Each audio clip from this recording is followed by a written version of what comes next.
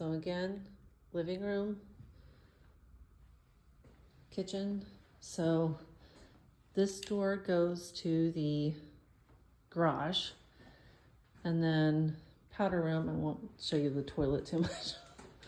Okay, so let's see. Oh, storage area. No, laundry room. Okay. So next say it's laundry. So definitely like room for both washer and dryer, and being able to get a few baskets and stuff in here. Nice amount of storage. So that's nice. Okay.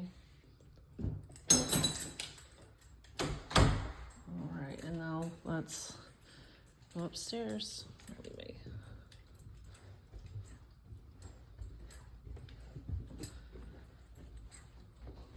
Okay, you can see that.